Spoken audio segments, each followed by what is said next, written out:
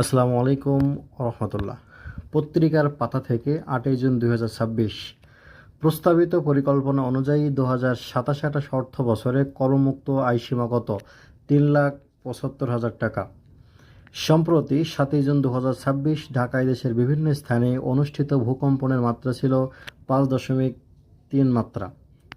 সম্প্রতি ঢাকা মস্কো দ্বিপাক্ষিক বৈঠক অনুষ্ঠিত হবে কবে? 8 জুন 2026। বিসিবির 13তম সভাপতি নির্বাচিত হয়েছেন তামিম ইকবাল।